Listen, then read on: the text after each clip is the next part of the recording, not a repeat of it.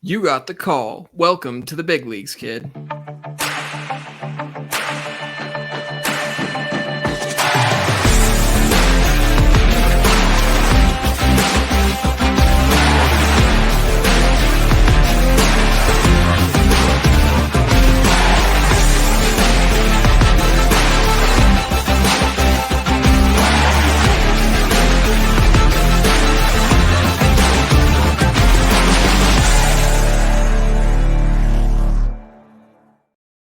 Welcome back to the call up presented by Triple Play Fantasy.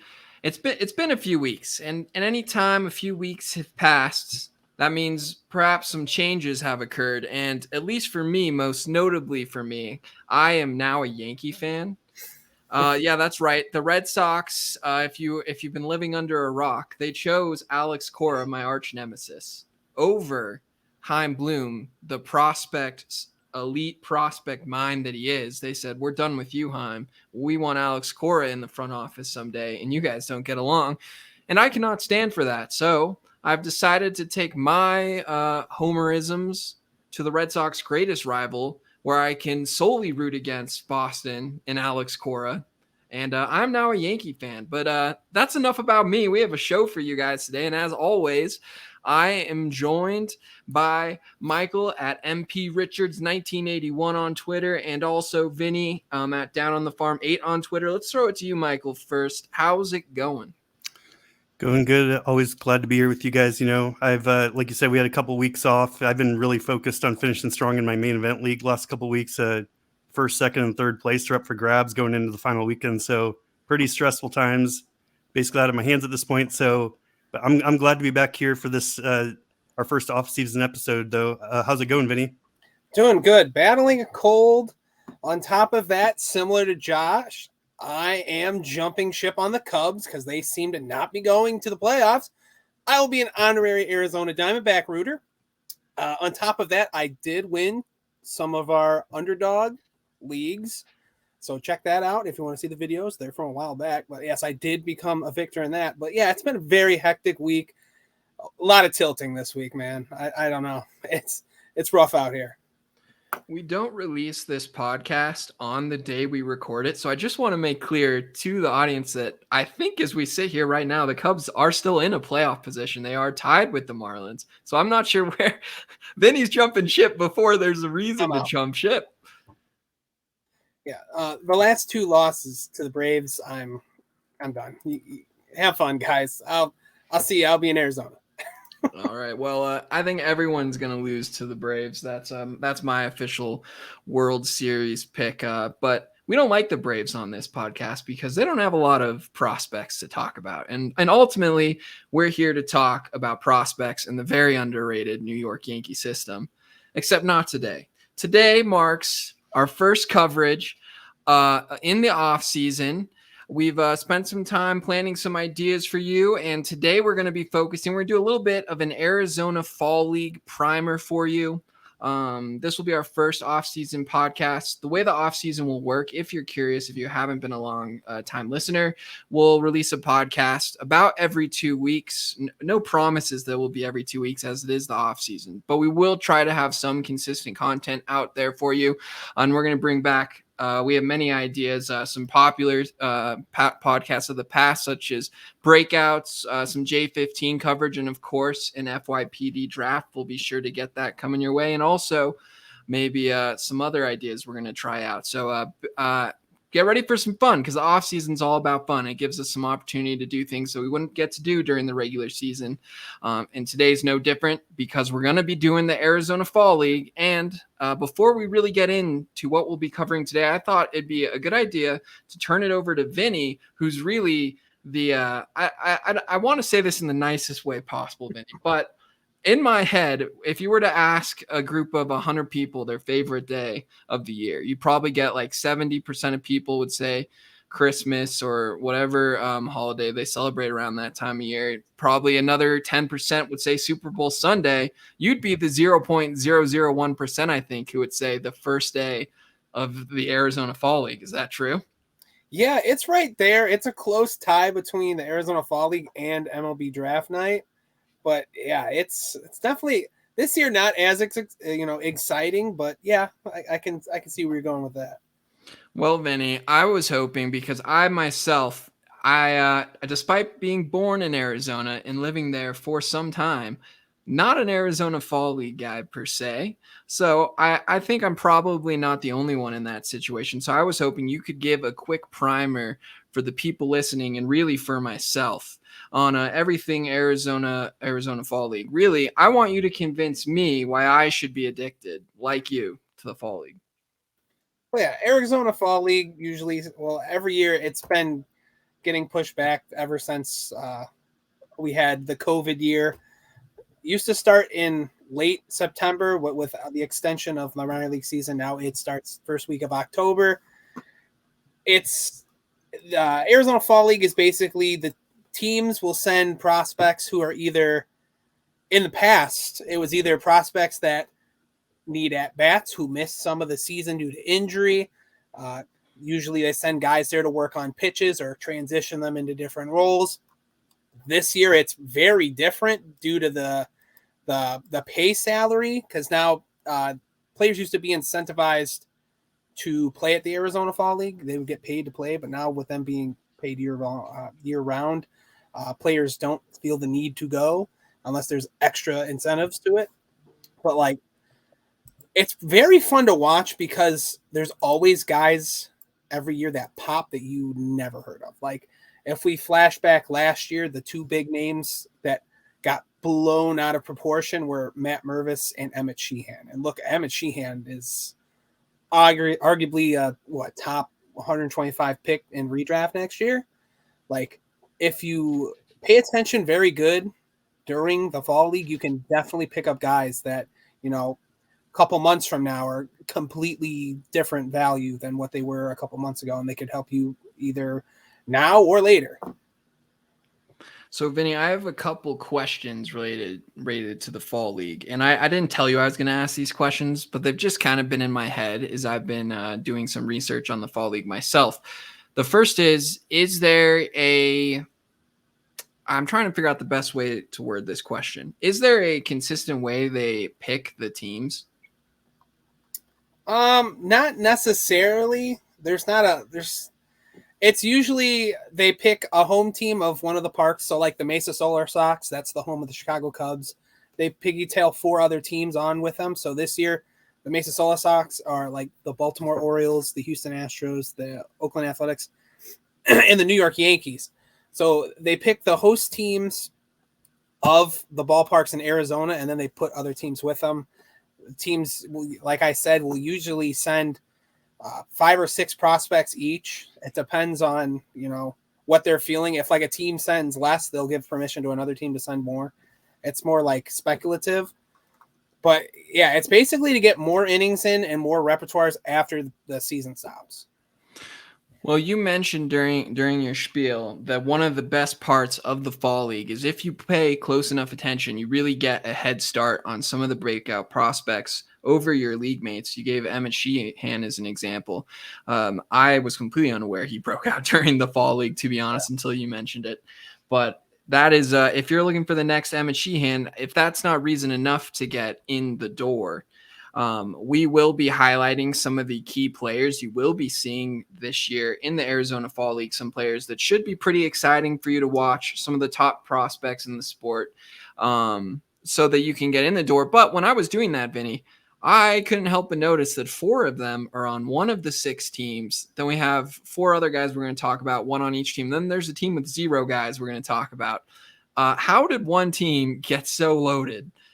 Is that a normal thing in the Arizona Fall League? The Peoria Javelinas do have a very stacked team. It's because of their affiliates. It's the Tampa Bay Rays, Seattle Mariners, San Diego Padres, Miami Marlins, and the Cleveland Guardians. This year, it just looks like a stacked team because the caliber of prospects sent to the Fall League this year is not as good as past years. This is a very down year, considering like a few years ago we had like Vlad Guerrero Jr., Ronald Acuna here. We had like last year we had I can't even name. We had like Jordan Lawler and 3 other top 25, 30 guys. So it does look very stacked this year due to the affiliates, but it's pretty much just the one team just sent a bunch of good prospects. Well, how about we go right into your first guy, Vinny? He really is. I don't know if you would agree he's the headliner, but he is the top-rated prospect for Baseball America, at least, rated number 14 in their top 100. He's the top guy that we will be seeing in the league. It's Colson Montgomery of the Chicago White Sox. He will be playing for the Glendale Desert Dogs. Vinny, why don't you tell us why people should be excited to see Colson Montgomery in the Arizona Fall League? Yeah, it's a tie. Colson Montgomery and a guy that we'll be talking about later for the biggest prospect in the Arizona Fall League this year. But this was like if you were to bet on someone being in the Fall League this year, Colson Montgomery would have been the guy due to his, missing 2.5 months and having a late start to the season. But wow, they are very, very hard-headed on getting Colson Montgomery to the majors. There are rumors in the organization that I've been seeing from beat writers that the White Sox are potentially looking at him to be their opening day shortstop, which makes a lot of sense why they sent him to the Fall League to get him more plate appearances. He already spent most of the year in Double-A and was actually very good. We're seeing an uptick in everything. BABIP, power. He's walking more. He's striking out less. The ISO's up. The WOBA. Colson Montgomery easily could potentially be next year's Rookie of the Year in the AL. I know it's going to be a stacked class. You're going to have Junior Caminero.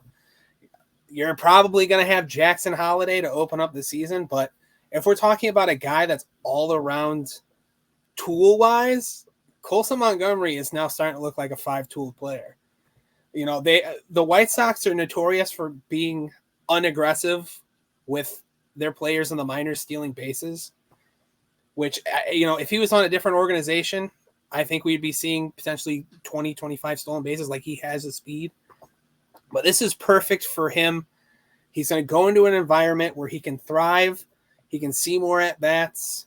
He can see other pitchers. He can see pitchers from AAA. There's also some major league pitchers that will be pitching in the Arizona Fall League this year.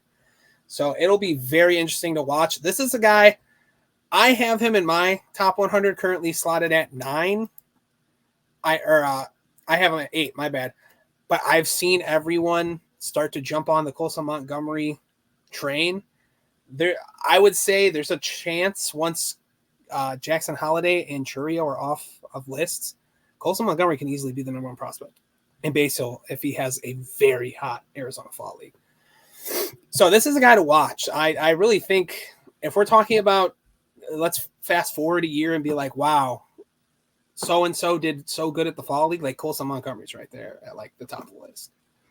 Well, it's hard to say that you can really buy early. Early is obviously the wrong word because he's rated so highly. But if he really does have a chance to make the opening day roster, that's not a rumor that I have heard perpetuated all over Twitter yet. Once that really gets going, if it is true, his value will skyrocket, as often happens when we see these prospects make their debut. So if you have him, maybe consider waiting till that moment to try and strike while the iron's hot. And if you don't, try and get in on him now before that value spikes. Try and net yourself some nice value there.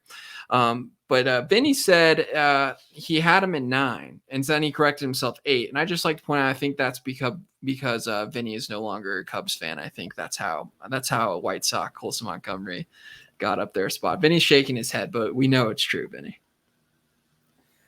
No, this year I've been very high on Montgomery, even since his very hot stint to start off the year in high A, and I've just doubled down on it. That's pretty much about it. Well, Montgomery is the top prospect in the Arizona Fall League, according to Baseball America. But let's move to another guy who's, I believe they have as the 3rd highest guy in the league. Michael, this is a guy you're going to talk to us about. You've talked to us about him before. It's Ricky Tiedemann of the Toronto Blue Jays. He will be playing for the Surprise Saguaros, and we definitely picked the wrong person to say these team names because I took Latin in high school. Let's just say that. But he is number 34 in Baseball America. Michael, we know how much you like Ricky Tiedemann. We know how much the industry likes Ricky Tiedemann. This is definitely a headliner name when it comes to someone you want to watch when they pitch in the Arizona Fall League. But why don't you tell us a little more about him? Yeah, so like some of the players we're going to discuss today, Tiedemann is participating in the AFL to make up for sitting out the majority of the summer with the biceps inflammation. And like you said, I talked about him about a month ago, and his surface stats have taken a bit of a step back, but he's still been impressive, considering how much time he's missed, his age versus level, and relative lack of experience. If anything, my belief in him is only strengthened. Quickly, I'll go through his scouting grades. He's listed with a double plus fastball, plus slider, plus changeup, and average command. Fangraphs gives him a future value of 55. Anytime you have a pitcher with an elite fastball, 2+ secondaries that has an average or better command, that's a pitcher I not only value, but will make an effort to acquire on my teams. And his fastball sits in the mid 90s, touches the upper 90s. His low 80 slider is a plus offering, and the changeup's his best pitch and one of the best changes in the minors. Typically, most top pitching prospects don't see action in the AFL because of the hitter-friendly environment, combined with teams being reluctant to put out more wear on their arms after a long season. But missing a big portion of the year allows for the Blue Jays to give Tiedemann more reps as he ramps up his innings for his MLB debut next year. And as for how I plan to approach Tiedemann in drafts this winter, I've made no secret I view him as one of the top 2 or 3 pitching prospects. His rise through the levels last year was impressive to me, and had he not had a setback this year, I think we would have gotten some innings out of him for the big league club this year. He still has a bit of command issues to clean up, and we have to at least consider durability until he proves he can remain healthy. But I don't question the talent at all. His innings will probably be monitored next year, so it's hard to project more than like 100 to 120. But I expect the majority of those innings to be in the majors, and he should be effective. It's tough to predict exactly how a young pitcher will transition to the majors, particularly in like a tough AL East, but I expect Tiedemann to be a mainstay in lineups when he's rolling, not too dissimilar to what we saw out of Yuri Perez, Gavin Williams, Bobby Miller this season.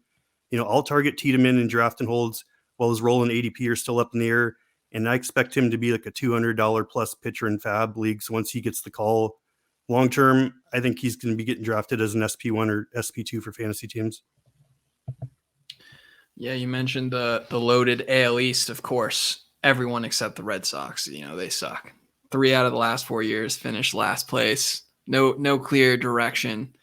Yeah, not as loaded as they once were. That's the point. But me and my fellow Yankee fans, we've been hoping that Ricky Tiedemann, with the control issues you mentioned, will find himself in the bullpen at least for a while. How, obviously long term, the goal is for him to be a starting pitcher, but how long do you think we need to worry about that? You mentioned the Yuri Perez treatment. That excited me because that would mean he's going to get some starts, maybe not the longest starts, but he's not going to be in the bullpen.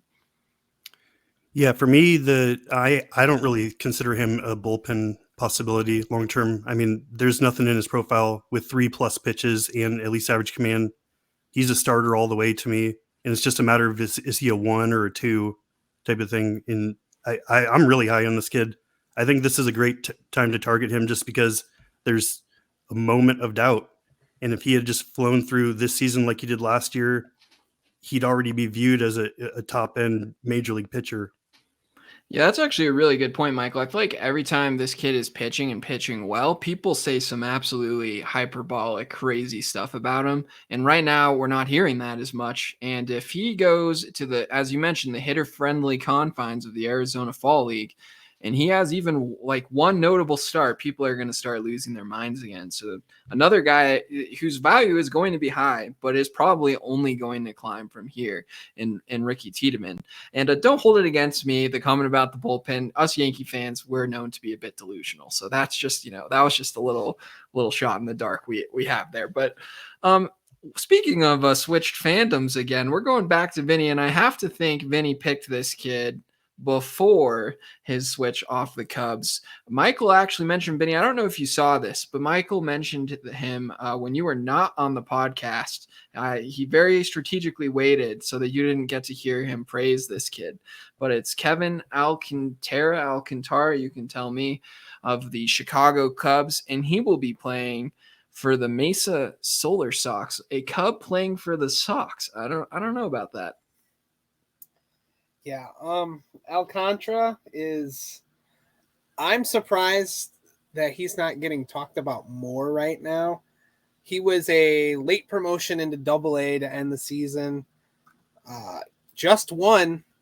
I forget what league they're in, but he just won the championship with Double-A Tennessee. We're talking about a 21-year-old in Double-A to end the year. He would spent 9 games, 37 plate appearances in Double-A. That's including the playoffs. Hit 278, 405, 528 with 2 home runs, 3 stolen bases, and a 10% walk rate. If we're talking about a guy who's going to be put up on a platform that has big exposure to wide audiences, Kevin Alcantara is the type of guy with the charisma and the attitude to give off like superstar vibes. Like you're going to see a 6'6" beast in center field chase down fly balls. And I'm blown away because I saw him the second to last game of the high A season. And he's a completely different player since getting injured earlier in the season. Like his approach at the plate's completely different. His swing is like more lofty now, which we can. It makes sense because if we look at the power numbers, everything's up. The ISO's up, the EVs are up. Like it's hard to explain this, but like every year we have like a guy that we knew is good. And he takes this like step forward into like superstardom. I think this is the guy for the Arizona Fall League, due to the kind of platform he has in the eyes. Like everyone will be watching him. If he has a really good Arizona Fall League, like I know borderline, he's depending on the lists you look at, he's in the back half, like 70s behind for top 100. If he has a good Arizona Fall League, I would not be surprised if come January he's inside like the top 35 to 50. Like we are talking about a legit power speed threat here with a potential Gold Glove in center field. The Ks are always going to be a problem for Alcantara. He'll probably always have at least a 25% K rate. But we're talking about, very rarely. I think Alcantara's could be a 30-20 guy at the next level if it all clicks. Like there is so much upside to him that we're starting to now see that he is going to be a hot name when the Arizona Fall League ends. And all these rumors right now with the Cubs, Juan Soto's available and stuff. He might not even be a Cub come the start of the season. Like Alcantara has the value to headline a trade. That's how deep our system is. So this could be a potential very good buy low potentially for the Fall League, but I think he's going to have a massive Fall League. A little slip of the tongue there for you, Vinny. I heard you said our system. That's I don't know about that. You fake Arizona Diamondback fan over here couldn't be me. Could not be me, Vinny. As long as they have Corbin Carroll, they will always have my sport. So. Well, Kevin Alcantara, I must say we're going to be talking about some big names to today. If these guys are rostered, they're going to be expensive to get on your team. If they're not, you got to get them. All these guys really. But this is the one guy that Baseball America, of the guys we'll be talking about today, doesn't have in the top 100. So there is definitely some ascension that can be had here with Kevin Alcantara. We know how much the prospect world loves 6'6" electric players like Alcantara. So speaking of 6'6", Vinny, when you mentioned he was 6'6", you made a little comment about him manning center field. And that's breaking news to me. I guess Pete Crow Armstrong is done. I don't know. It's interesting this offseason. David Ross has not used Pete Crow Armstrong in the most effective way. But like I said, I don't know if Alcantara's a Cub come opening day next year. Like, if we're talking about like value and looking at our system, like our top 10 guys could easily headline a trade. And Alcantara has so many tools and so many tantalizing skills that, a team would love to have him in their organization. And I threw in also last time that he played some right field alongside Pete Crow Armstrong so they could play together. But Pete Crow Armstrong is the more natural center fielder.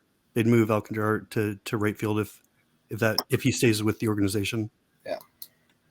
And that naturally makes a lot of sense. We know Pete Crow Armstrong close to, if not an 80 grade fielder in center field, and 6'6" players. Probably got a big enough arm for right field. And Vinny, once again, you slipped and called them our Cubs. So I'm going to move on to Michael before you say even more. I do want to say though, I'm just realizing, wow, no, I am not. I have nothing more to add. I do not know what that was.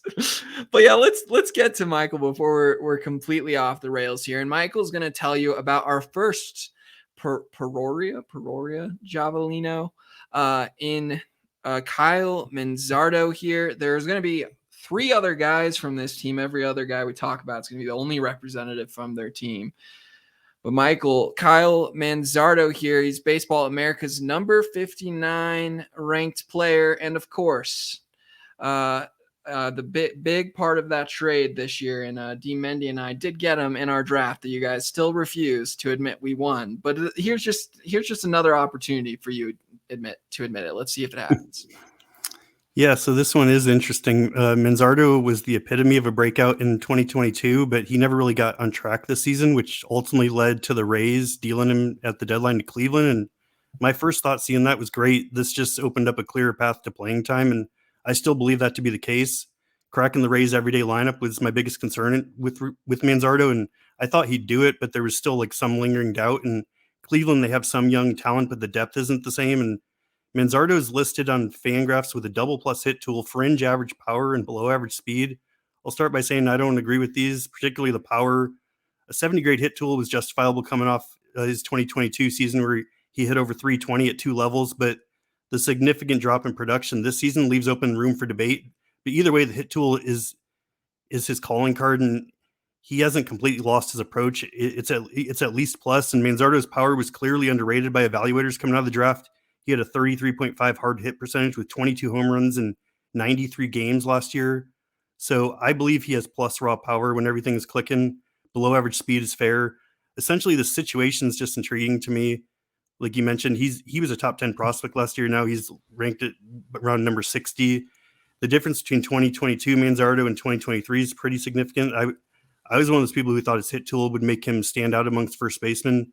Maybe he wouldn't become like a slugger like Matt Olson or Pete Alonso, but his ability to chip in high average as a 4-category stud carries a lot of appeal. And I didn't even think a 236 average was even possible for a player of this magnitude. But, you know, I've heard there's some personal issues going on behind the scenes and that would help explain some of this decline. I don't really know enough about the situation to comment though. So, but this is where the opportunity comes in. If you believe 2022 is a closer representation to his actual skill set, as I tend to, then this offseason is a fantastic time to target Manzardo in all leagues.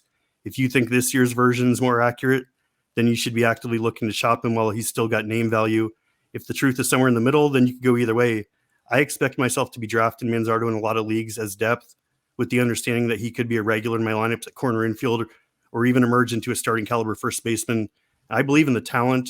I believe in the playing time opportunities here, and I'm going to take advantage of this buy low window. He's already shown flashes of rebounding since the trade, so long-term, I expect him to be rostered across the board in a starting first baseman in all leagues. I just want to add too, when you mentioned the rumors about the personal problems that could explain it, we're talking about stuff that is outside of Manzardo's control. We're not talking about the same personal problems a Khalil Watson might have, or Alex Verdugo, part of the worst trade in MLB history. Can't believe an organization would ever be dumb enough to trade Mookie Betts for Alex Verdugo and his personal problems. It's not those personal problems when it comes to Kyle Manzardo. So there are reasons that people expect to dissipate over time, and then we can use that to explain perhaps a performance rebound for Kyle Manzardo. Let's stick here with one of his teammates in the fall league. We're going to send it over. It was his teammate in real life, or at least same organization. Another, I can't believe this. Of course, this is the team name I have to say 4 times. Peoria Javelinas. Is that right, Vinny? I think it's Peoria Javelinas. Javelinas. You know what, Vinny? That's what we're going to do. Every time I need to say the team name, I'm just going to point at you, and you're going to say it, okay? All right. So this is let's test out. This is Carson Williams of the Peoria Javelinas. I'm trying to point at you. Hold on. There you go. All right, that's correct. All right, Vinny, let's talk about him. I'm assuming this is the guy you were hinting at might be the other headlining prospect. Indeed, it is. And Mike will go on record because we talked about him a couple times in the offseason. I was completely off of Carson Williams. I wanted nothing to do with him. Didn't believe that all the tools they projected out to him were true, and I had my doubts. I will say that. I watched a lot of him this year while he was with High A Bowling Green, and wow, has he changed my mind. Like, I don't think I've ever been so anti a player and then come around how I have with Carson Williams. Like, we are talking about a kid that has 4 out of the 5 tools right now. Like, he just needs to work on his ability to limit strikeouts, and we're talking about a 5-tool superstar shortstop. Gold glove caliber at the position. He's going to stick at shortstop no matter where he goes. Stupid power, easily a 2020 guy at the next level. Like, we can kind of tell what the plan is for Carson Williams. It almost feels like he's going to the AFL to potentially be the opening day shortstop for the Tampa Bay Rays, if not their shortstop by like May. Because we saw right after the Wander Franco news happened, they sent him up to AAA. He really struggled there, which it very expected to. It's a kid thrown straight from High A to AAA. It was kind of unfair how they did that, and his stats are going to be all kinds of discombobulated due to that. But like, we saw improvement with his 26 plate appearances in AA. He went from an 11.5% walk rate in High A, went up to AA, had a 15.4, and cut his strikeouts down to under 20%. If we can get that to continue at the fall league, like, watch out. Like, I know, shortstops right now, usually, especially in the top 100, are blown out of proportion. Like, he's another one of these guys. If he has an explosive fall league, like, we're going to see him jump up to potentially top 10, top 15 on the list. Like, we're talking about a kid that had a consistent BABIP over 300 minus his 15 appearances in AAA this year. Like, throughout the minor league system, he has not had below a 341 BABIP. Like, this kid can hit, and he can play the shortstop position. Good arm, good feet, good hands. Like,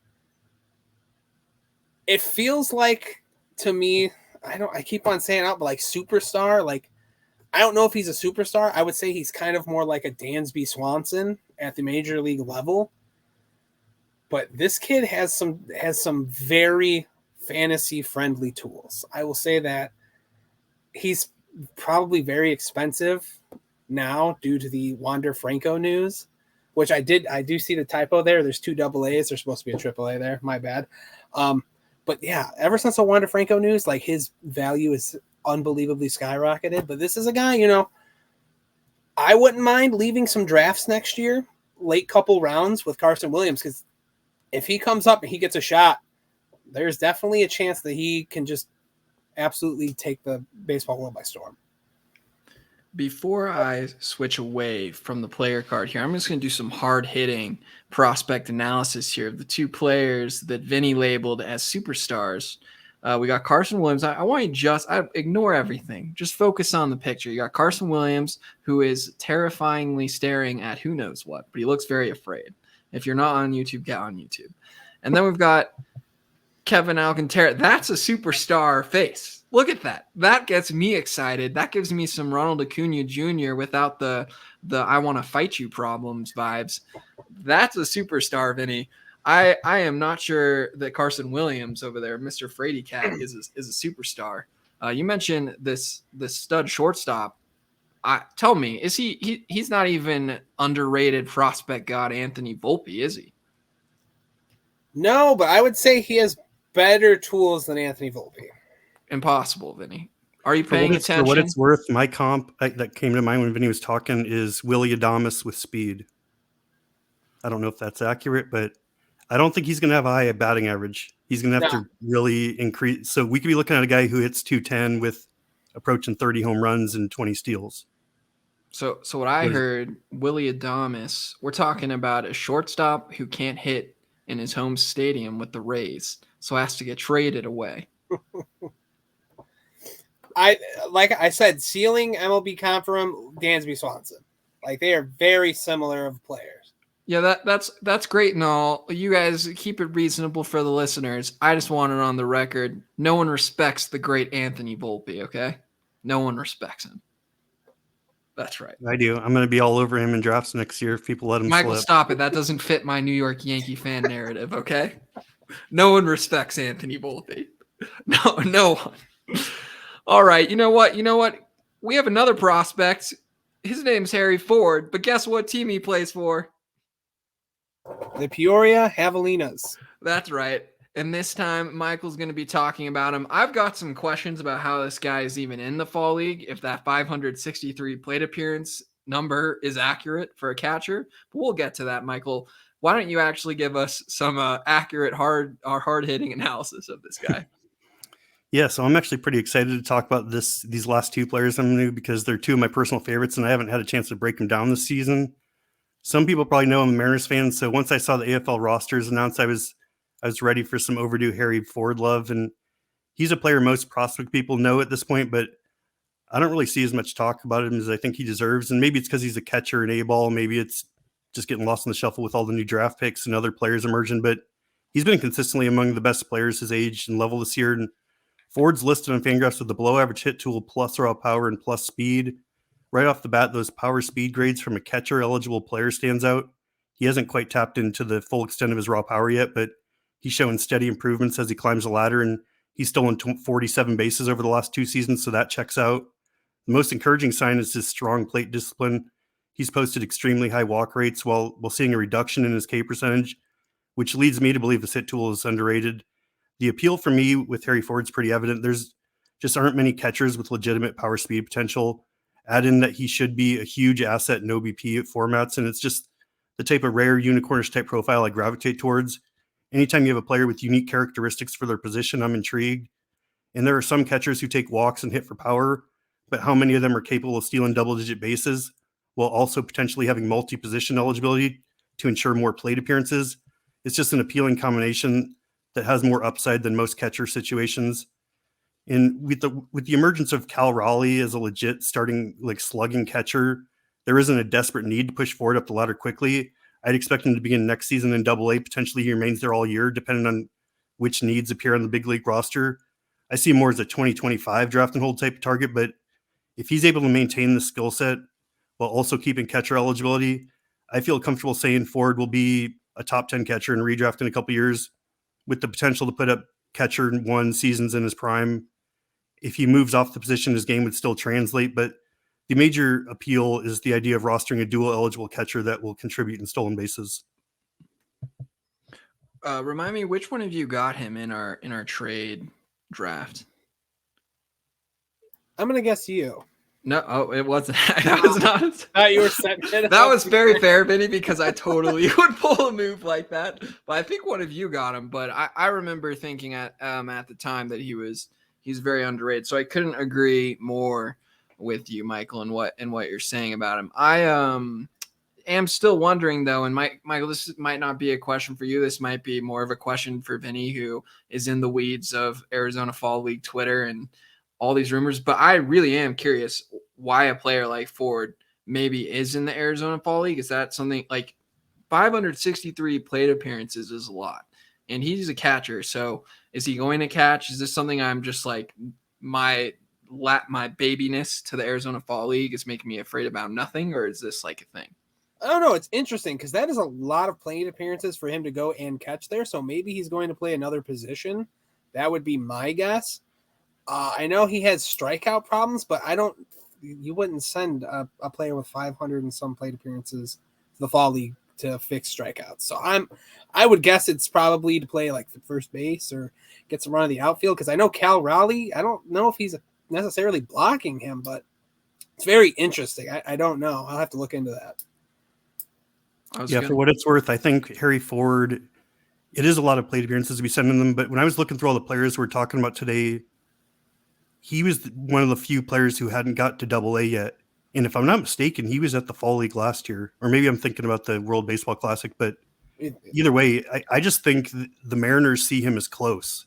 Like, he's played in High A this year, but he might be the kind of guy who doesn't play in AAA or something like that. Yeah. And so, I think they're just, and I think Vinny's right. I think maybe he's going to be playing some second base, some outfield, something like that, to kind of see where he's at with those sort of things too. But I definitely think this is a big part of the Mariners' future, and they'll be ideally. I think they'll use him as like the backup catcher, and kind of be able to move him around because you don't want one of your best hitters to be playing catcher every day. Ideally, like even the Orioles are going to end up moving Adley off the position. Thank goodness. And to piggyback on the Mike, like there's a lot of prospect fatigue around Harry Ford. Like if you're talking about a time to go buy Harry Ford, this is probably the time. Because if he has a good Arizona Fall League, good luck. Because usually when you see success of the Fall League, the following offseason, it's skyrocketing in value. Those 563 plate appearances, do those include the World Baseball Classic? No, those would just be minor. So league. This guy is just a complete hoss. Yeah, like so he's a beast. If we were to probably he's probably pushing 600 plate appearances with the with the World Baseball Classic this year.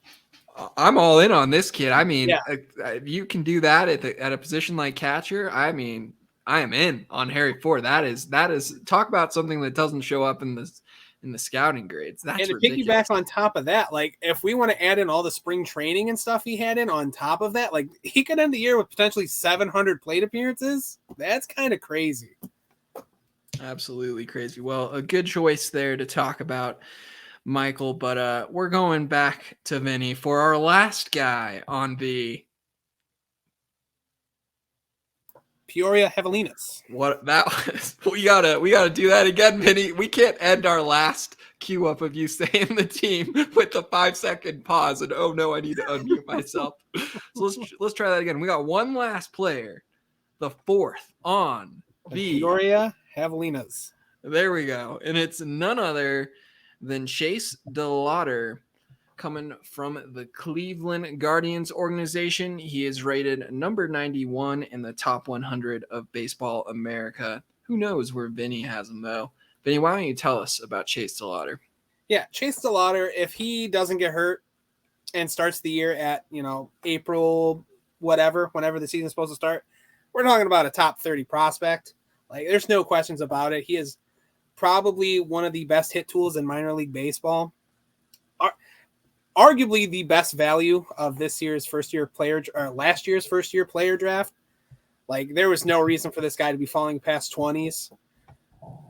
It's such an advanced hit tool that I don't think we've comprehended how much the upside with him is yet. Like he's shown a little bit of power in his small sample size this year. Like let's flash back a year ago. This was the lock and loaded number 1 overall pick in last year's draft. And one injury derailed that. Like we need to stop being all jumpy on that because this kid has done nothing but shine since being drafted. And, it was a leg injury, so that's why we're not seeing the stolen bases, but he has the capability to steal 20 bags. Like he has the speed.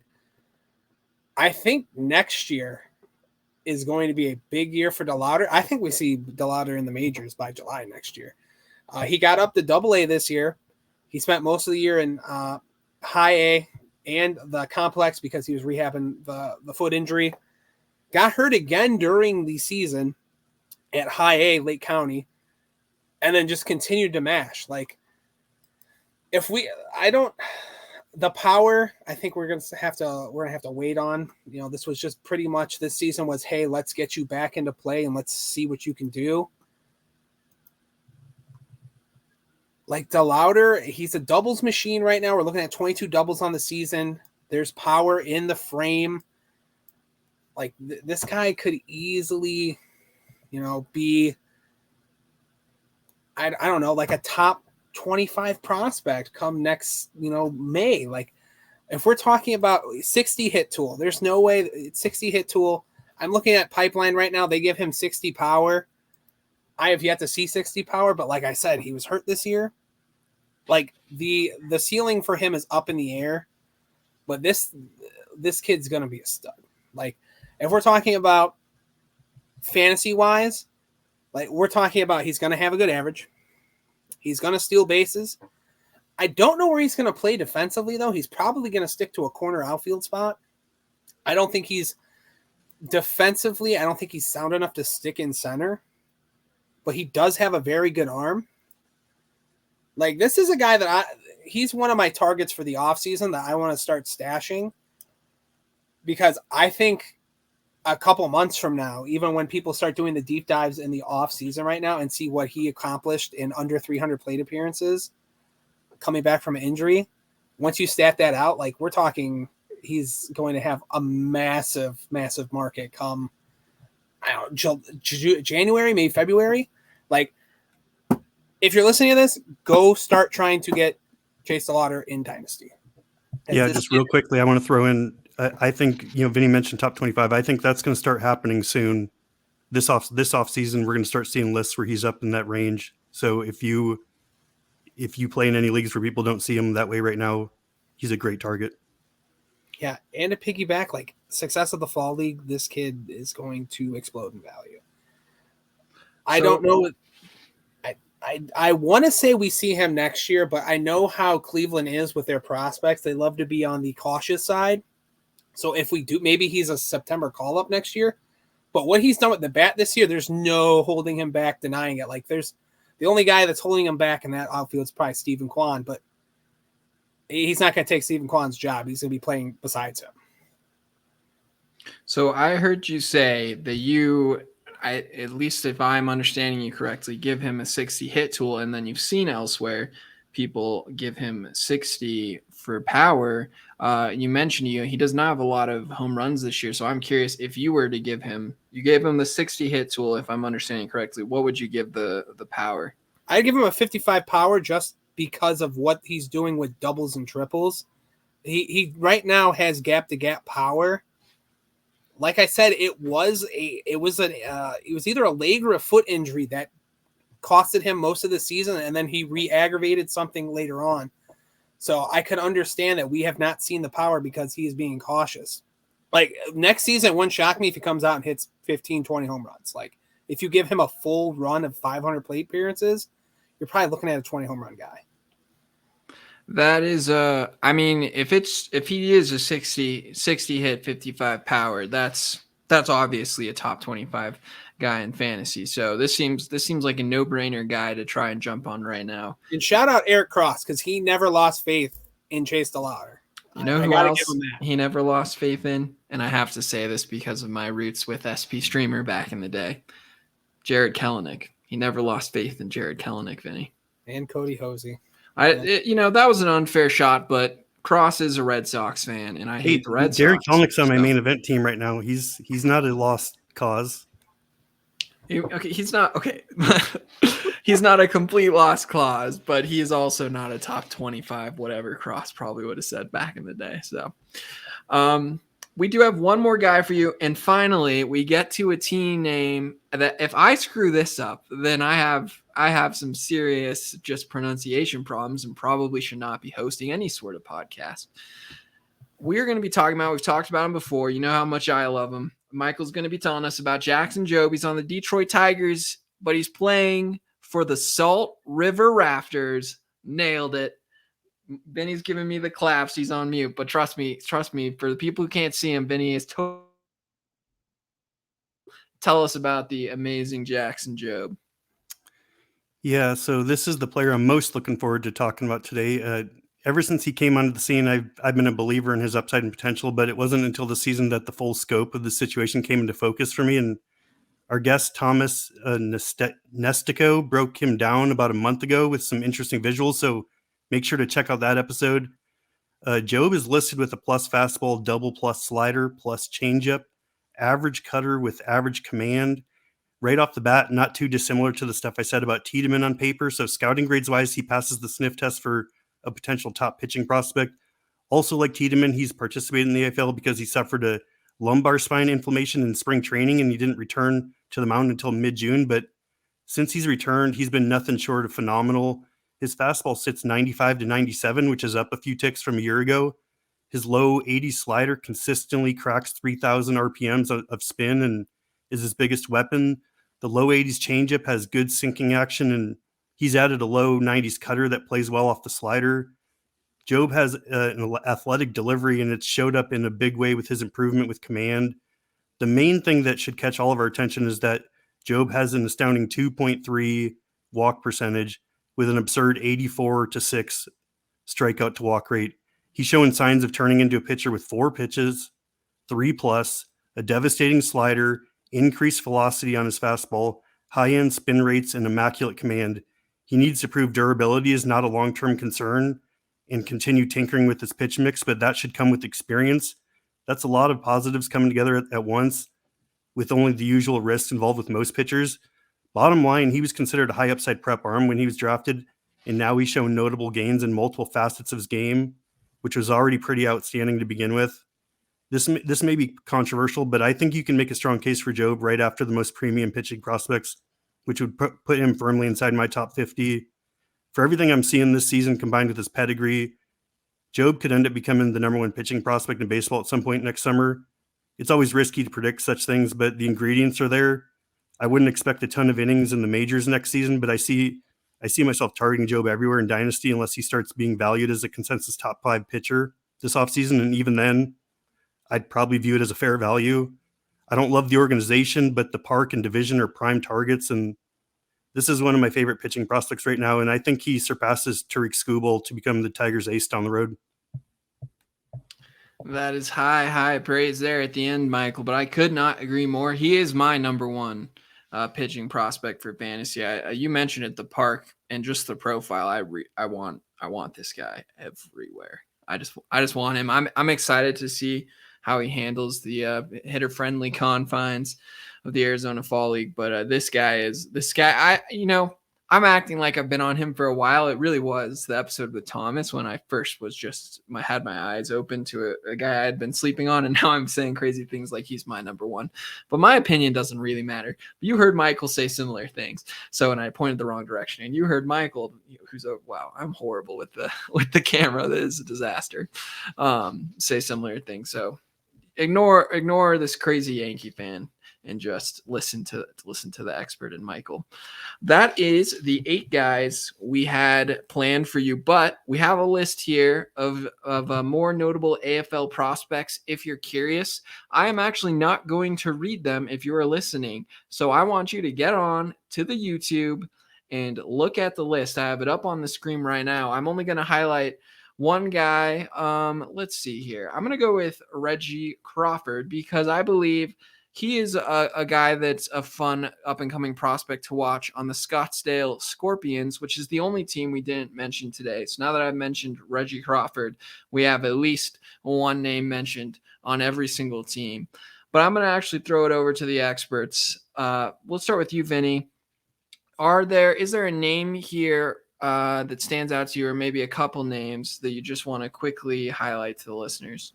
There's a name on the list, and there's 2 not on the list I want to talk about. But real quick, Ivan Melendez for the Arizona Diamondbacks. We're talking about a guy that had 30 home runs this year in the minor league season. I don't know if he's going to work on his strikeouts because 146 strikeouts is pretty absurd. But I think they're just sending him to solidify where he's going to play defensively, either third base or first base. He is a very interesting watch. And then the 2 names not on the list I want to talk about are left-handed pitching prospect for the Diamondbacks in I just blacked out there. Blake Walston, which potentially could be setting him up for next year to be a part of that rotation or maybe even that bullpen. And then DJ Hers of the Washington Nationals. If we're talking about like a potential Emmett Sheehan of this year's Arizona Fall League, I think DJ Hers could easily be that. He possesses the pitches. He has the spin rates. He has the underlying analytics. Everything is in his favor, and he shows out. We could be talking about a potential piggyback starter with Mackenzie Gore at some time next year. Yeah, leave I'll it throw to in. Vinny. Oh, go ahead, Michael. Yeah, just a few guys that stand out to me. I kind of want to see Victor Scott. He's got that elite speed. We've talked about him on the show, approaching 100 steals. I just kind of want to see how that plays. I'm kind of hoping he's just hitting the ball pretty well and leads the league in steals, just to kind of solidify my belief in him. Tekoa Roby, I've mentioned before, he's one of my favorite kind of pitching prospects who I don't see on any top 100 list, but I could easily see that happening over the next calendar year or earlier. And I've also mentioned Jake Eater too. He's kind of struggling a little bit, but he's also coming back from a big injury and he's got legitimate upside. I still don't trust the White Sox, but I'd like to see how his stuff plays against some of these AFL hitters. And the last guy would be Abimelech Ortiz, just because there's been a lot of hype around him. And I just kind of want to see if it's real. But he's another guy where I've heard a lot of people talking about him. So if he shows up in this event, he's going to be viewed even higher than he is right now. I just want to point out that two of those guys, at least two of them that Michael pointed out, Tekoa Roby and Victor Scott, they were the first two we talked about. I think you talked about Scott first and then Roby. They are both also on the Scottsdale Scorpions. So now you are thoroughly covered for at least someone to watch on every single roster. It's going to be a lot of, if you're paying attention, it's going to be a lot of what team, Vinny? The Peoria Javelinas. Yes, they've got a lot of the top names, but we got to keep our eyes out for breakouts elsewhere, and we'll be sure to let you know in the coming weeks of this podcast who does indeed break out. Even if we're not planning to talk about it, I guarantee you Vinny's not going to be able to hold it in. It's just going to blurt it out mid-podcast. So you're going to have to listen to all of our episodes if you want to try and find more information on who is breaking out in the Arizona Fall League, who is the next Emmett Sheehan. You heard Vinny's prediction, DJ hers. But for more of that, be sure to subscribe to the YouTube, subscribe to the podcast channel. I'm always going to try and push you to watch on the YouTube, though, because we are a visual format. We like to show you all the players, their profiles, their stats. We throw them up on screen while we're talking about them. It's just a much better listener experience to be watching on the YouTube. So be sure to subscribe to Triple Play Fantasy on YouTube and turn on that notification so you know when the episode drops so that you can beat your league mates to the waivers, because people listen.